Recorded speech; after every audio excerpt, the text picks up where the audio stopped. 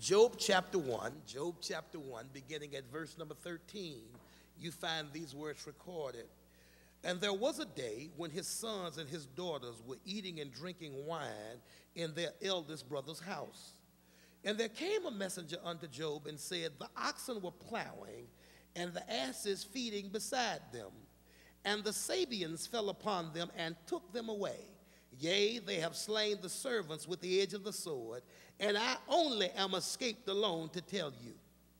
While he was yet speaking, there came another and said, the fire of God is fallen from heaven, and have burned up the sheep and the servants, and consumed them, and I only am escaped alone to tell thee. While he was yet speaking, there came also another and said, the Chaldeans made out 3 bands and fell upon the camels and have carried them away, yea, and slain the servants with the edge of the sword, and I only am escaped alone to tell thee. While he was yet speaking, there came also another and said, thy sons and daughters were eating and drinking wine in thy elder brother's house. And behold, there came a great wind from the wilderness and smote the 4 corners of the house. And it fell upon the young men, and they are dead, and I only am escaped alone to tell thee.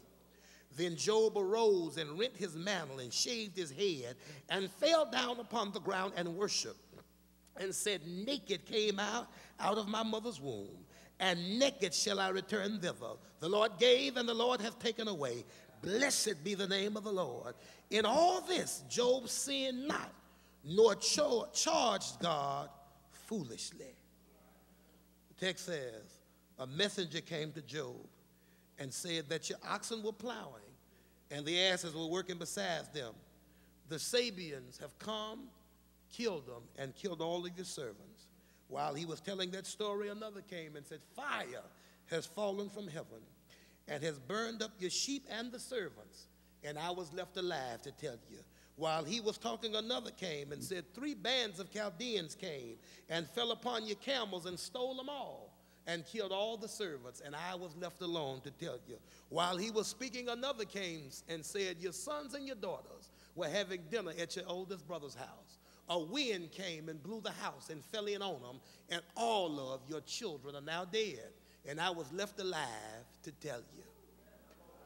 I want to preach this morning as the spiritual guide with this thought in our hearts and our minds: when life is unfair. People of God, I would dare say, without much fear of debate, discouragement, or difference, that there are people in here this morning seated right next to you on the row where you sit. They might even be sitting in your seat, who are going through something right now. A situation, a dilemma, a crisis, a storm, an attack. And if you were to ask your neighbor that you're sitting next to and they decided to be forthright this morning, they would tell you with tremendous humility and great honesty that something they're going through right now, they do not deserve to be going through. If we were transparent this morning and didn't believe that people would use our honesty as an indictment against our spirituality, we would have to admit that there are those of us in here who really don't understand why some things are happening to us, especially at this moment in our lives. But the reality is, people of God, there is never a convenient time to go through a storm. There is never a good time to face a trial. There is never an opportune time to deal with difficulty. Are y'all praying with me?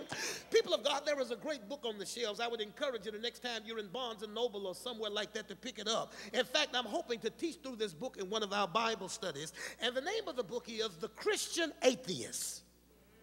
But it is the subtitle of the book that got me. The actual cover of the book reads, The Christian Atheist, for people who claim they believe in God but live like they don't. And you all, each chapter is more captivating than the previous chapter. Chapter number 1 is entitled, When You Believe in God But You Really Don't Know Him. Chapter number 2, When You Believe in God But You're Ashamed of Your Past. Chapter number 3, when you believe in God, but you're not sure whether he loves you. Chapter number 4, when you believe in God, but you do not practice prayer. Chapter number 6, I realize I skipped 5, but I'm coming back to that. Chapter number 6, when you believe in God, but you don't forgive. Chapter number 7, when you believe in God, but you don't think people can change. But the chapter that grabbed my attention and would not let me go was chapter number 5. Chapter number 5 is called When You Believe in God, But Life is Unfair. Are y'all praying with me? The author of this book, you all, is a pastor by the name of Craig Rochelle. Now, Rochelle pastors a thriving church in California, and he says what led him to penning this particular book was a series of events that took place in his church in the course of 1 month. He said all of this happened in 1 month, in 30 days. He said in 1 month, an innocent husband found out that his wife was cheating with his best friend. In that same month, a godly woman loses her job. 2 weeks later, she loses her husband to cancer, and now she's raising 3 children by herself. In that same month, the pastor discovers that a young girl who had been active in ministry is being molested by her father, who is the assistant pastor of the church.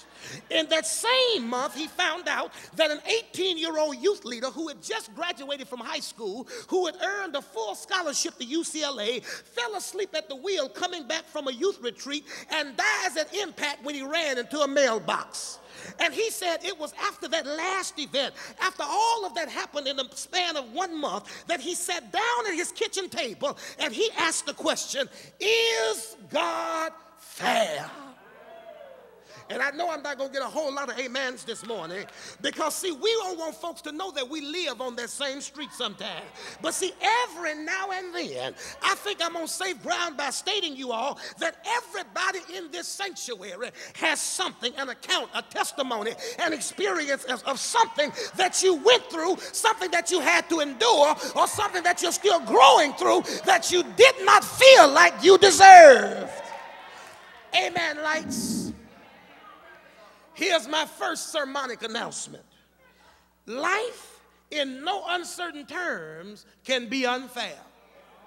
Now, I know you've been listening to some TV preacher that told you something different, but let me tell you the truth. There are times when life can be unfair. See, sometimes we think life can be unfair because we get caught up in doing a comparative analysis of our life to somebody else's life, and based on what we find when we look at our life and then compare it to their lives, we come to the conclusion that life has not been fair to us. But let me warn you, don't you forget that when you look at somebody else's life, what you see is the destination, but you did not see the journey. Somebody just missed what I said. When you look at somebody else's life, you see the destination, but you do not see the journey. And if you want what they have, you've got to be willing to take what they took to get what they got. God help me preaching here today.